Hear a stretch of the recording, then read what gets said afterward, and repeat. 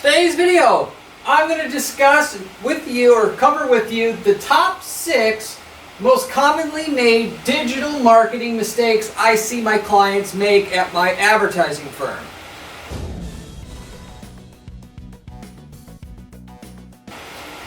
I have to advise clients about these other things that sometimes have nothing to do with Google ads or Facebook ads or what have you, because all of the other things attribute to whether the ads actually work or not and will pay for themselves or not.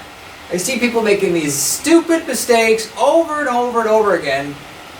People, often make a lot of mistakes because they don't know what they don't know when they haven't been doing online marketing related stuff for 20 years like I have. I've seen all the mistakes. But these 6 are the most common ones that I found that I put on this list today. I would say out of all the problems that people have, this is about 70% of it. So if you avoid these, you're pretty much in good shape.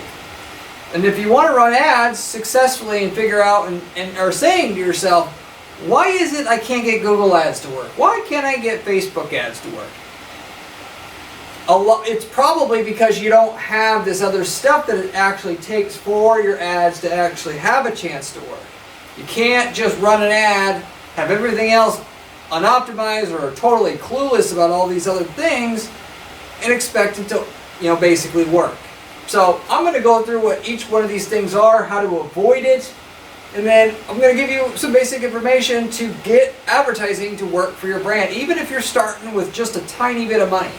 Even if you're starting with $10 a day ad budget, you can make a multi-million-dollar a year advertising campaign for your business. It's just going to take longer than somebody who's starting out with $1,000 a day, because you got to, of course, make the $10 a day work so you can reinvest back into the ads and go to $20 a day, $30 a day, and so on and so forth.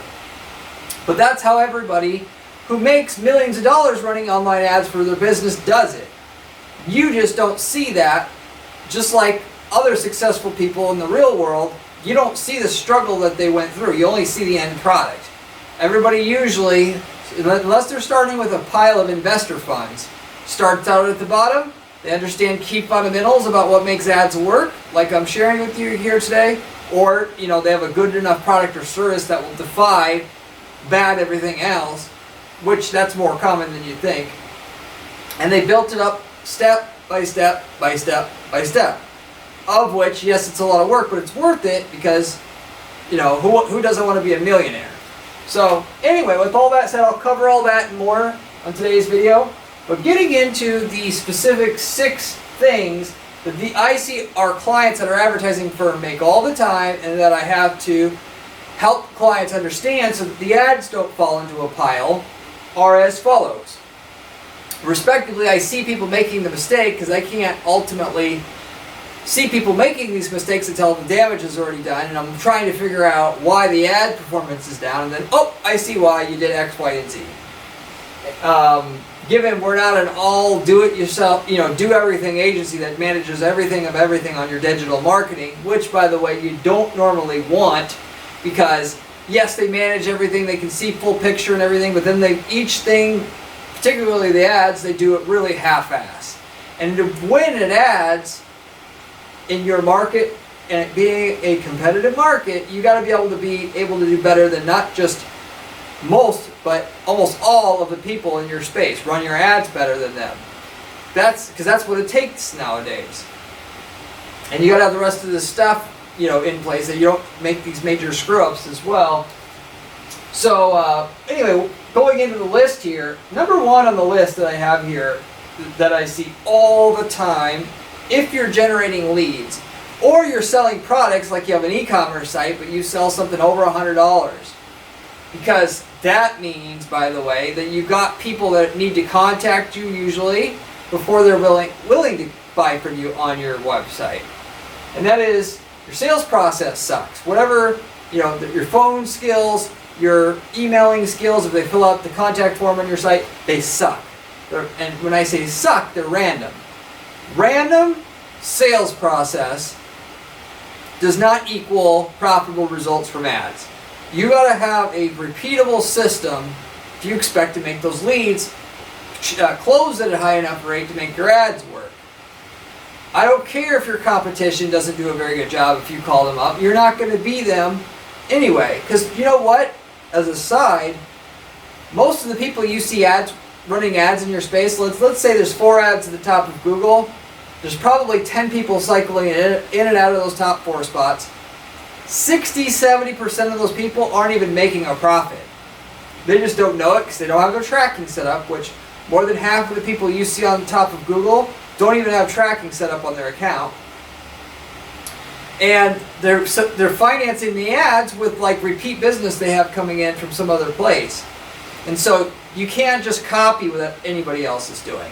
If you're starting out with little funds and those funds have to actually make money to build up your ad spend like I was talking about earlier, then you need to have a sales process in place that's optimized. And along with that, if you're selling products over $100 and you think you're not going to need to talk to somebody on the phone and that they're going to go through your website, you better be in the top 1% of knowing how to make a website. And not what you think is top 1%, but I mean you could compete with the top web design agencies that are charging 6 figures for a website, because ultimately that's what it's going to take for people to not need to talk to somebody, and because that just talking to somebody builds confidence. And it gets people to think that their unique situation, your product's going to work. So you don't avoid the customer. This is another common thing I see people do. But assuming you understand you can't avoid the customer if they're going to make a big purchase from you like that, that's several $100s or several $1,000s. When they call or they fill out the form, you need to have a process to work those leads properly. What I see people do all the time on the phone, they don't pick up the phone until it takes too long for them to pick up, like 5 to 10 rings. You need to be picking up on the 2nd or 3rd ring. They have a secretary answering, not a salesperson, which if you could get by if you transferred it to the salesperson quickly. But then what happens? The secretary answers and they put them on hold for 2 minutes. And the person already have hung up in that amount of time. Promise me, I know, because I audit people's phone calls coming in all the time because we record the calls.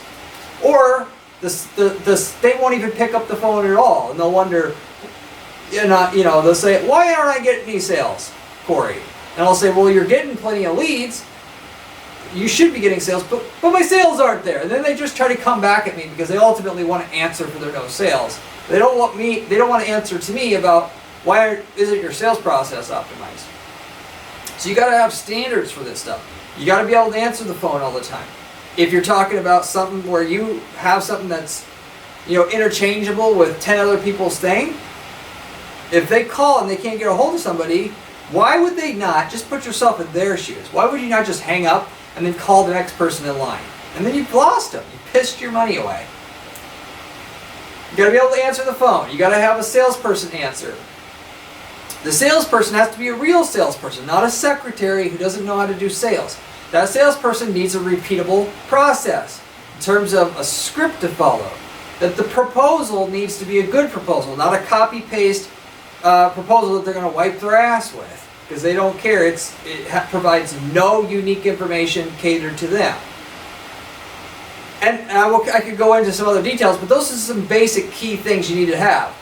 On the form fills, you need to be able to answer the form fill within 15 minutes unless you offer something unique they can't get somewhere else. Why? Because they'll just go to the next person in line, or when you call them, they're not going to answer the phone. It's really hard to get people on the phone nowadays. It's not like it used to be. There's technology where when somebody fills out the form, it can automatically call your salesperson. And if I'm doing it and I have something that's a commodity or could be viewed as a commodity, I'm doing that. Because the rate in which you'll get in contact with that lead, if you answer within 15 minutes, is going to be around 70-80%. If you wait more than 15 minutes, it's going to be more like 20-30%. It makes that much difference. Can you actually have a third of the sales opportunities as somebody else because they answer the forms within 15 minutes? If you don't think you can, you only have one choice. And I hear people all the time say, well, we can't afford to have salespeople answer the leads right away. We got to be able to call people back. Well, then just stop your ads, shut down your company, give up. Okay? Because it's really that simple. If you need your ads to be profitable, you need to be able to answer the phone. It's just like if you had a car lot and you expected people that came in to buy a car without talking to a salesperson. They get there, they're going to have to look at the cars themselves, and maybe there's somebody there to talk to them, maybe there's not. Most of the time there's not, but because you can't afford a salesperson, you're going to expect them to not buy without talking to somebody, and it's just simply not going to work. And then they'll say to me, by the way, oh, I'll hire a salesperson once we're making more sales or we get more leads. You're not going to be able to afford to have more leads until the leads you have now are converting. It's like saying you're going to put gas in your car when your car's already moving. So, and if you can't afford to answer the phone, you get as the owner, you get on the phone until you can't afford to hire a salesperson. So, most people that and to sum this point up, most people that I see are successful with e-commerce businesses or lead generation businesses. It's the owner themselves answering the phone, because it matters that much. You know, that versus having a random secretary answer the phone when they can, you're not going to make money. And then they do that until they can afford to hire a good salesperson that gets paid $100,000 a year or whatnot. And anything else besides that, it doesn't work. Okay, just to flat out say it, it doesn't work. Because you can't have an unoptimized sales process and expect the leads that are not cheap to pay for themselves. Me as an owner, I'm going to be able to get 70% or so to convert. The average person's sales process, they might get 15%. Well, when we're paying the same amount per lead, you can see where there's a problem there. Anyway, that's a number one thing I see for people. Number two, most common mistakes. The person doesn't know anything about conversion rate optimization, which is what CRO stands for. They don't understand how to make a website that converts. You can go to 1 million places and get a website. You could pay $1 for a website, and there'll be people that will offer that to you somewhere. Whether you can make a website that converts, it's a totally different story, and people generally go for cheap. People that know how to make websites, by the way, that convert, they do not sell their services cheap, because their services are worth their weight in gold, and they're rare, and there's more demand for those websites than there are people that can actually do it. You got to not only know how to design, but you got to understand consumer psychology when you build a website that's made to turn a click into a sale, or into a lead at least. And when I tell people on this channel all the time, and I hear it on the phone, so I get to hear the feedback, when I say, no, you can't spend $5,000 on a website. If you don't know how to design one yourself and hire subcontractors that you can guide or whatnot, you got to spend $50,000 for a website. Why? Because when people get to your website, they judge a book by its cover, number one. If it looks like shit, they're going to think your service is shit. And secondly, if it's not communicating what they need to know within a very short period of time, they're just going to leave. And every time they leave, you pissed more money away, obviously.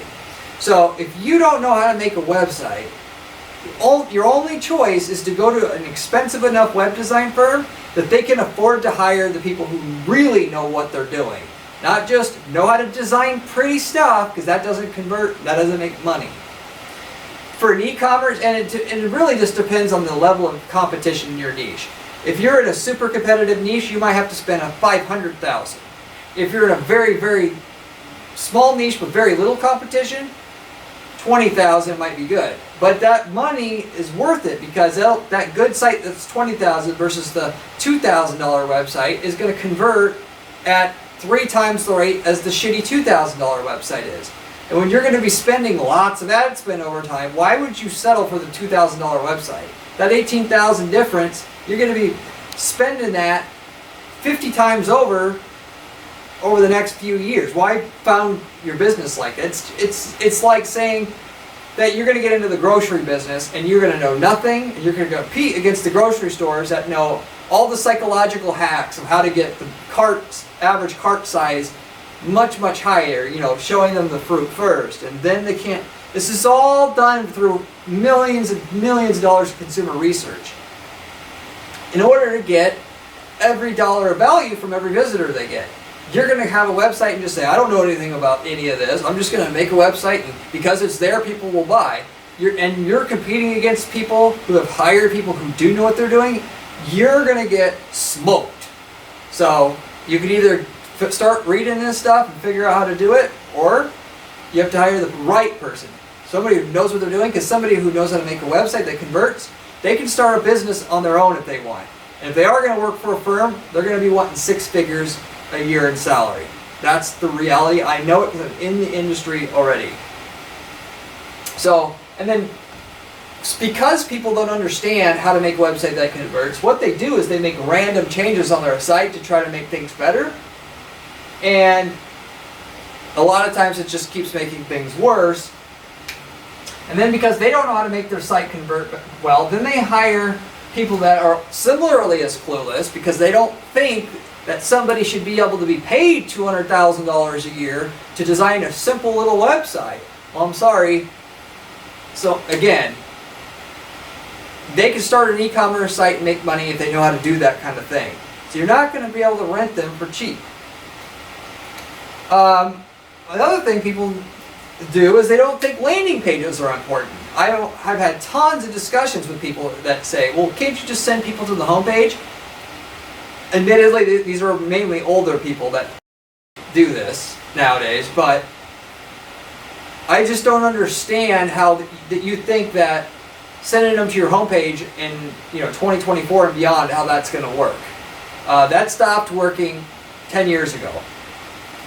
You need to have a dedicated page so that when somebody gets to your page, they know what they need to know in as short a time as possible, and it can't confuse them. For instance, if you're a local business, they need to know that you can do what they came for, you cover their area, and that they can trust you. Or if it's a product company, what does it do? Will it cover my needs? Can I trust it?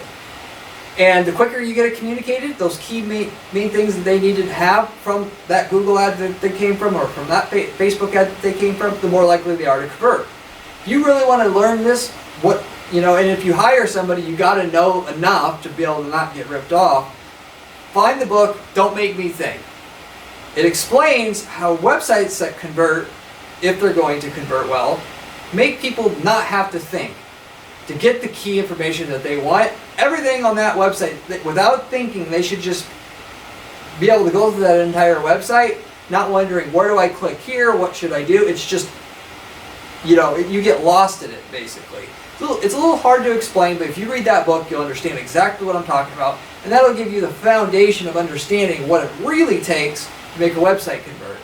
And that, again, that's not stuff they teach in web design school. Most graphics designers are totally clueless about it. The ones that do know about it, a lot of times they don't know how to design well enough so that the design might be laid out right. Things are laid out on the page to not make the user think. They can't design well enough so that people still think you have a low quality offer as a result. People that can do both are charging at least $150,000 a year. And so the firm that you go to, if you go to a firm, is going to have to charge $250 an hour. And obviously it takes more than a few hours to build a website. So you can see why this takes 20 grand to make a decent website, a minimal website nowadays. And if you can't afford it, then you have to figure out how to do it yourself and get subcontractors to do it, like I said. And that's a lot of work, so you may not want to do that. It might be just easier to work a job, save your 20K or whatnot, and then hire the right person. So anyway, and landing pages, one last thing about that, if they do know that they're supposed to use a landing page, they think everybody should go to that one landing page. Everybody from Google and Facebook together should go to that same page, or wherever they're coming from. Or from the Google ad, every single ad should go to that same page. That is not the way to get great results anymore. People's expectations are, when I see an ad that says Persian rug cleaning, I want to go to a page that doesn't say rug cleaning, it says Persian rug cleaning. Why? Because I don't want to spend all day figuring out if you offer this damn service or not. You said you offered Persian rug cleaning. Now I get to your website and you say nothing about that. Now I don't even know if I want to call. Because and clearly if I want to know, I have to call, and then I have to waste my time potentially finding out what you said on the ad, was it really what you offered. These are just common courtesy things that people want, and that on the flip side, the business owner don't want to deliver. The business owner wants it when they search on Google, but they don't certainly want to provide that to their customers or prospective customers when they search. And the people that make all the money are the ones providing it, because Google will favor you in terms of showing up, give you better quality traffic, charge you less per click. Same thing on the Facebook side. Or any other place that you run ads, LinkedIn and whatnot. So you got to have lots of landing pages anymore. For a Google search campaign, for a simple one like that, I'm going to make sure that they know that we cover their area, that we do what they came for, that they can trust us automatically on that page. And a lot of times it takes hundreds, if not thousands, of landing pages to do that right, if we're targeting nationally or what have you. If you want to get some examples of this, contact me at my agency after this and I'll show you what I'm talking about. But the general rule of thumb is that whatever they typed in as a keyword has to be seen on the landing page headline, so that they know within 2 seconds you do what they came for, so they don't think before they decide to call. If you want to make the big bucks, that's what you got to do nowadays. And because your competition's not willing to do it, and like I said, because they're probably not making money, and that part of it is because of that, you do it, you're going to get favored by Google. They're going to want you to stick around, and your ads are going to work. Third thing, people do not know, in terms of most common mistakes people make in digital marketing, they don't know how to redesign their site. So this is tied to this, but what I specifically wanted to mention here is every 3 years people update their sites, right? They redesign their site. It almost never fails when they do this. They screw it up because they don't understand that the ads that they have are running off an algorithm on Google and Facebook. And when you suddenly switch the site, the sales are going to tank for a while until the algorithm refigures out the site. And so what will happen is they'll redo their site, their sales will tank, they'll say, oh shit, and then they'll start unraveling stuff with their ads, when really the best thing to do was to do nothing while the algorithm already has to figure out the new site. And then now it has to figure out more stuff, which means you have more volatility in your results. Then your results go even worse, and then you start unraveling this and unraveling that, and pretty soon your sales are zero. Because you just simply did not know what was going on. So, and then furthermore, of course, they change the site and they don't know if the site's going to convert better, so that the results might go backwards. And then they're so committed, oh, I paid $10,000 for this website, and we're sticking with it. When really they should have been right away when they ran that new site, they should have checked on day one if that site converts better than the old site that they have. And if it didn't, it doesn't matter if you spent 10 grand on that site. It's worthless to you now, which is why you want to hire the right firm to begin with and pay the proper amount than what it really costs to get a decent website that will convert better than what you have now. But they don't do that. They, of course, don't know about what 301 redirects are. So if they have new website URLs for people to go to on the new site, they don't redirect the person that hits the old page that might be ranked on Google to go to the new page. They don't know about that, and then they lose all their organic rankings doing this switch over on top of it. And so I just see this happen. It's like 50-50 chance if they're updating their site, they don't know about the stuff I told you, and they're screwing up their organic rankings, they're screwing up their ads. When really, if they just knew this stuff, they'd be fine. So that's a really common mistake I see people making all the time. The next is targeting people way too broadly, and they don't really even know who their customer is. If I ask the average person that I deal with, that I haven't been doing business with yet, but reaches out to my site, I ask who their customer is, and they'll say, oh, it's somebody who needs to paint their pool. Or it's somebody who has who's looking for a back scratcher or whatever. Okay, right? Yes, but who's the person who buys this? Oh, it's somebody who's over 45 years old, roughly. Or it's somebody who has a higher income and probably 50 plus years old. They might get that specific. That's not specific enough. You need to get super specific about who buys from you. How old are they? Yes. Where are they from geographically? Do they have kids? Do they not have kids? What's their income level? What part of are they homeowners? Are they not homeowners? You need to do a study on your customer base. And if you don't have a customer base yet, of course you're stuck kind of where you're at, and you could do some research online through some other ways. But if you've already got customers coming in, you need to figure out who buys, and then target all your ads around that. the income thing is the biggest one. A lot of people are targeting people that have all income classes combined, and really most of their customers are in the top 20% of income demographic, because that's the new middle class, if you will. Everything below that, people don't basically have any money and can't afford to buy products, and then they waste 80% of their ad budget on somebody who doesn't even or cannot buy. And then if they're starting out with just a little bit of ad money and need to get that working so they can start spending more and more and more, like I was talking about earlier, they start out targeting really damn broadly. Not only do they not know that they need to be targeting just the top 20% of income demographic, and just this part of the country, and just this age demographic, and just this gender demographic, or what have you. They target their ads, like on Google search, if we're talking about that, really broadly, so that anybody looking for prices or looking how to do it for themselves, like DIY style, their ads are showing up for all this other shit. When really they could just target the people that are typing in near me or buy or for sale, where they're already just telling you that they're looking to buy, and it's not arbitrary at all. And start there, make money from there, and then trying to go broader as you go. But they target so broad, it doesn't work, and then they're just out of the game right away. Their money's gone, it's vaporized. If you're targeting outside of the search engines, why are you not trying to target people, going back to the know your customer thing, people that are, if they have this trait and this trait and this trait and this trait, they're a home run prospect. Why are you not targeting them?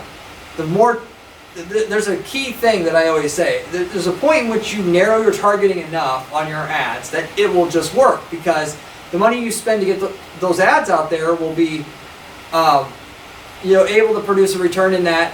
Because what always gets a return to not have a campaign not to have a return, mostly, assuming your landing page and your website and all that is good and your offer is good on what you're selling, it's did you weed out enough people that will never buy to make your ads affordable? And so you have to really figure out who your customer is to narrow things down enough. It might be anybody who's looked at your competitor's product already or service on their website is the person that is narrowed down enough. And you just target that with your ads at the beginning, and that, because it is targeted enough, now it will work. Versus targeting anybody who is 45 plus and lives in XYZ area. It's a total game changer, and that's the way that people need to be thinking, particularly at the beginning. So the key thing with online ads, the reason why it works so well, is you could target as narrow as you want. You could target people who go to Starbucks and are a female and 35 years old and have cats and also are looking for a toolbox. Because targeting people sometimes just by them being in market for your product is not good enough. So you have to add in these other elements. But you can easily find out what these customers that, you can narrow down your targeting enough to increase the probability of who you're in front of enough that the campaign becomes profitable. It's just a matter of how far you got to narrow your targeting. And with Google giving you free data about the different traits that people have, that before they turn into a lead or buy from you, there's no reason that you can't or won't be able to do that. So maybe you don't have to go very targeted with your ads. You can make it work. So that's fine. But if you would have the highest chance of making things work at the beginning, you try to go as targeted as possible. With the main things being that I'm going to do is try to target, if we're talking about Google search ads, people where they type in very specific things where they say they're looking to buy. And it's 100% clear what they want. And then outside of that, I'm targeting people who are looking for products or services that are most like the product or services that we're offering, and then have my ad show up specifically for them. And have the right income level if that's important in that market. So these are things that people don't think about. They just think, how can I set up a campaign quickly? And, oh, well, out of all the people in Denver that are 45 plus, I know there's people in there that will buy my products, so I'll just run my ad to all of them. Well, to find the one person that is genuinely interested, you have to have your ad show up for 1,000 who's not, and because it costs so much to get in front of the 999 to get in front of the one person that could or would buy, your campaign is not profitable after your main expenses of running your ads, delivering that product or service, and what have you. Whereas if you could just get in front of the one person, it would be profitable. So the question is, how do I find out who that one person is? And it's all possible with with the data that Google gives you specifically, and also just what you can do by running a survey on the customers you do have. Simply call them up, or have somebody at your company that you had signed call them up, and you ask them simple little things. What were you considering before you bought? What's your hobbies? Obviously it's a little bit hard to ask some of this stuff, but you can find out pretty easily what makes up a buyer and what makes a non-buyer, and narrow your targeting so that when you take another whack at it, it'll be profitable this time. So anyway, that's the next thing to mention here.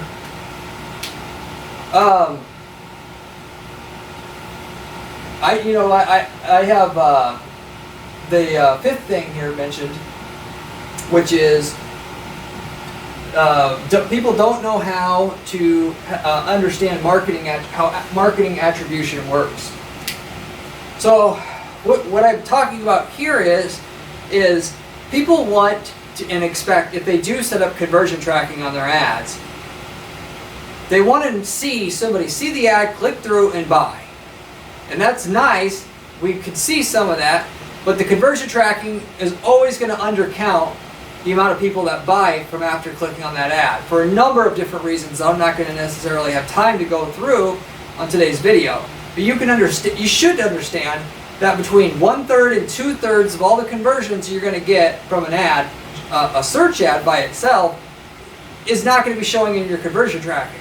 And when you're talking about display ads, or ads people that are going to see during the research process in your space, you're talking about 10% or less of the people that end up seeing that ad and buying are going to show up in the conversion stats of your Google Ads account, your Facebook account, or whatever you're using.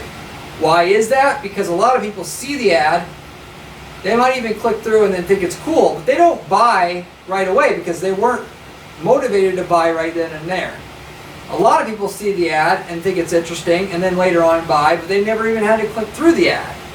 A lot of times they see the video ad, thought it was interesting, they didn't need to click through the video ad right then, but when they decide to go buy a few days later, or when they need that product or service, now you're in there running at a much higher rate than you would have otherwise.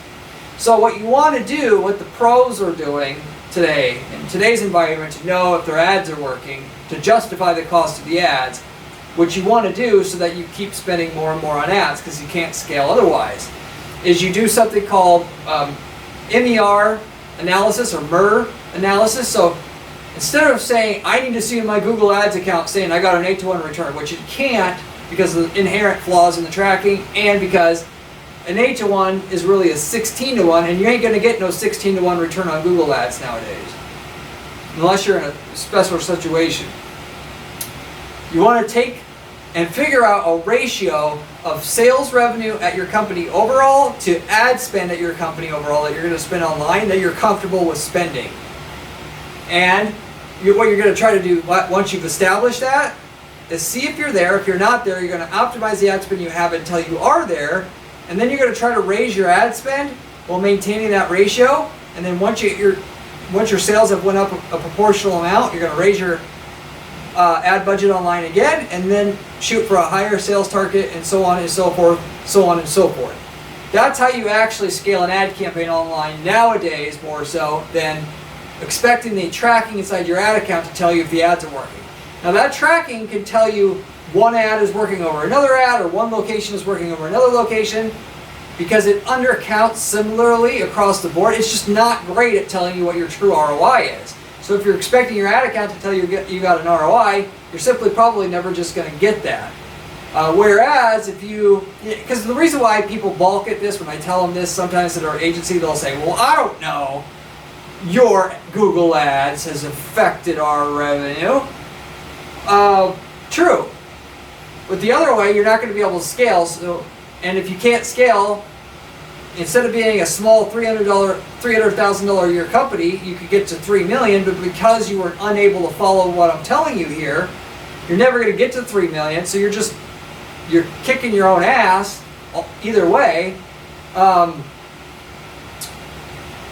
You know, and because there's no other perfect way to track this, you don't have a choice. You got to be able to understand that as long as you're not spending as a percentage, not too much on your marketing cost to get the sales you're getting, and your sales go up, you're willing to spend more every time, bottom line. And you do that, that's what we're going to do on almost every campaign we're going to run. The only kind of difference mainly would be like lead generation campaigns, where you're talking about, you know, like it's a cleaning service, you're pretty much, well, even then, just to keep it simple, every single campaign we run, that's going to be the method to know if we can raise our budget again. We use the tracking the accounts have to know one ad over another, you know, to do split testing and that kind of thing, but to know if you could scale your ad spend to the next level, that's how you specifically do it.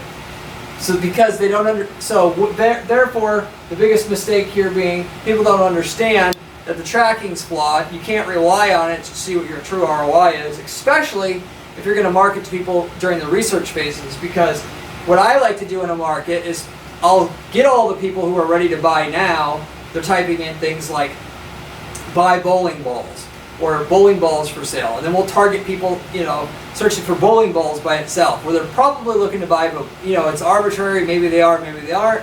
Maybe they're looking for a definition of what a bowling ball is. But once you've extracted all the value there, then you go after people that are typing in bowling ball technology or new bowling ball technology, where they're just starting to potentially wonder if there's new bowling balls out there that are worth buying. They don't know quite yet. And then start going after that. And then once you went after that, then you're going to start trying to run ads in bowling forums where people are just talking to each other about bowling and potentially seeing whether that works. And the way that you measure whether that works is when you're going to go on to the next thing, you go ahead and you do that next thing, maybe just running ads in all the forums about bowling at anyone that are out there together. Do it in one shot. Spend an extra 10% more money on ad budget to go after and have a banner ad run on all the bowling forums, and then see how your sales are affected. Did they go up? Did they go up a proportional amount like you wanted to? If not, maybe you gotta wait a few months for the sales to really come around. The further they are from a sale, the longer it will take for your sales to follow suit. But you do that, and then, so that's called sales lift testing. And if you really want to see, you don't want to take my word for it, because you're worried that other things are affecting your sales or whatnot, you simply do the forum thing that I was talking about, and you work with the website owner to buy an ad there and say, is there a way to just run this for if the person's IP address shows that they're from the west part of the United States, not the east part of the United States, because I want to see how much this banner ad that I'm running across your site affects your sales. And then you could run an analysis 6 months after you did that and see if the West Coast is getting more sales than the East Coast is now. That's conversion lift testing. So you can do that, and then see, ultimately, there's all these things you can do. You start with the low-hanging fruit, and then you go after people that are, you know, like farther away from the purchase and whatnot, and you keep at it, and you keep optimizing it until your sales go up enough, and then you go to the next thing. And that's how you build up to a multi-million-dollar a year fortune in your business running ads online. With Google ads, Facebook ads, LinkedIn ads, with most of these ad platforms, you can also do something called offline conversion tracking. So if you're generating leads on your site, let's say you were selling the bowling balls. Most bowling balls are a few $100s, so most people have to call because they want to talk to a salesperson before they order or whatnot. Then if you take orders over the phone, and let's say they ask a question they want to buy, those sales aren't being picked up by your conversion tracking that Google has. Well, there's a way to get those sales back into your ad account using offline conversion tracking. And you can then have a better picture about what's getting a return, and that's that's something most people ignore. Furthermore, if you're generating leads for like a plumbing service, very few people actually optimize for more sales. They optimize for more leads in their ad account. They can see what produced a lead. This keyword produced this amount of leads. This keyword produced this amount of leads at this cost per lead. What I'm saying is the cheapest leads are like the shittiest leads. You got to be able to see which keywords produce the highest ROI because it produced the most sales revenue. And through offline conversion tracking, is what it's called. You can check out my channel homepage for my video about that if you're interested. You can actually get that set up so that you're optimizing on revenue and profit like it's an e-commerce company, even though you're just generating leads. Or you are running an e-commerce company and you want to track all your sales, not just the ones that go through the cart by themselves, or when people go through the cart by themselves, making the sale trackable. So there's a lot of misconceptions about tracking. They don't understand how to actually track it. That's one thing. And then the other thing that they don't understand, basically that the return you get from people that aren't ready to buy yet doesn't come right away, and that you should run the ads anyway and then check and keep running it until you see your sales come up, because there's something called branding. If they're not ready to buy yet, you get in with them early, assuming you know that there's probably a good chance that they're going to buy at some point. When they go to buy, now they're statistically more likely to go with you, a lot more. To the point where if you run an ad across the board on Google for anybody looking for information on how to buy your product or service, the revenue you're going to get off the ads when somebody does go to buy something off of Google, they're going to be 4 times roughly more likely to click through your ad than if they hadn't before. We know because we ran a study like this before, seeing how much the click-through rates on our campaigns on Google are affected for people searching for a buyer's term. Once we started advertising all the non-buyer info terms that we didn't do before. So it basically primes the pump. It gets people that are going to be buying your market way more likely to buy from you once they are ready to buy something, because you got in with them earlier during the information-seeking process. So and most people are just going to say, oh, the person who was typing in bowling ball technology, they read our article, they didn't buy, it doesn't work. No, you're going to get the return. It's just going to take a while when that person buys, and they're going to buy on their schedule, not yours.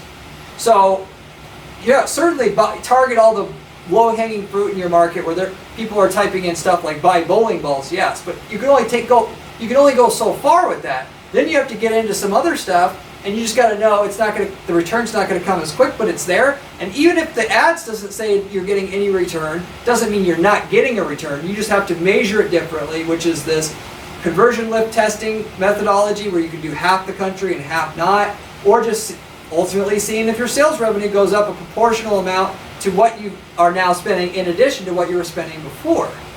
So goals are 2 and 1 that I have here on the list. So those overall are the 6 most common things that mistakes people make that will stop them from being a multimillionaire running online ads and just doing online business through a website and using digital marketing to promote their products and or services. So those are the ones I most commonly see at my firm, and that I have to school people on all the time, or the most often, because these are the things you have to know that is relevant today if you expect to make money online. And given most of making money online today is running ads at a website, for the most part, I have to tell people about this stuff as well, because if they don't know it, they're never going to get the best ads in the world ain't going to work either. So it would be kind of a 7th thing. You can't have the ads alone, no matter how good I am at ads or how good you are at ads, it's not going to be the only thing you need. You need other things in place to be good. And I didn't even mention the product or service at hand. If you're selling something that is indistinguishable from 50 other people, that in itself is an issue. Such as if you sold a Sony PlayStation and so does 50 other people, and yours is not the cheapest, good luck trying to make that work. You also have to have something that's unique, because you're going to spend money educating them, and then when they go to buy, they're just going to go buy from it. So with that said, I'll wrap it up with that though. Hopefully that made a lot of sense. Will help you out on your journey to making millions online with your business, your online business or offline business, so you're marketing online. If you have any questions, leave me a comment below. I get back to every single person who leaves me a comment on this channel, usually within a couple days' time. If you want to subscribe to a channel that'll help you make millions of dollars with your ads, this is the channel to subscribe to while you're still here, as I just do ad strategy all day long. It's the only thing I do, and I don't just make money on YouTube or selling courses or any of that crap. So if you want real information on how to make money online, this is the channel you want to subscribe to. Furthermore, by the way, I have a blog at guaranteedppc.com That's a really good blog. It's also written by myself. If you like my channel, you'll love my blog. I also have written material over at entrepreneur.com, as I have a column there. So you can follow me there as well. If you are looking for an ad manager at any point now or in the future, this is exactly what I do. And we guarantee results for our clients up front. Yes, I do mean guarantee in that we'll raise your sales a certain minimum amount up front before we take a fee at all. We're the only firm doing that. The only catch is we got to know we can get good results for you up front, and we tell you that. But if you reach out to me at my firm at guaranteeppc.com, I'll give you a free assessment and see what's possible with it. If you are not looking for an ad manager per se, but you would like great results, we sell ad templates that work for a number of different industries. In the last 10 years, we've worked in hundreds of different markets now, and then with that, what we found to get results in your market, if we've worked in your market, you could just simply use that for your own stuff. The ad templates, landing page templates, all of it. And we sell those for a one-time fee, of which we can tell you what results you can get with it before you even use it. So with that, if you're interested in that type of thing, you can also definitely reach out to us at guaranteeppc.com, and we'll tell you if we've worked in your market. If not, if you want to start another business, we can give you templates to start up a business in a bunch of different markets. If you want to start something else up, like an e-commerce site or a service campaign, that you can sell the leads to somebody in that market. Anyway, we've got several people that have done that already, of which if you're interested in that, you can definitely reach out to us and we can get you hooked up with that as well. With that said, as a final note, I just want to quickly mention that if you are looking for an ad manager but don't want to pay the ad agency fees, we actually are taking applications for somebody, or people I should say, that would be willing to let us work on their ad campaigns for free in exchange of sharing what we learn about on this channel. So with that, if you want to see, if you're interested in that, you can also reach out to me at guaranteeppc.com and I'll have a word with you about it. But with that said, I'll wrap it up with that. I hope you enjoyed this video. I'd appreciate it if you would give the video a like on the way out. If you have any questions, leave me a comment below. I get back to everybody. Leave me a comment or a question, and can help you with anything you think I should have covered here and perhaps didn't, or anything else you may be working out. But with that said, I'll wrap it up. I'll let you go, and I hope to see you in my next video where we have another great strategy for you then. See you later.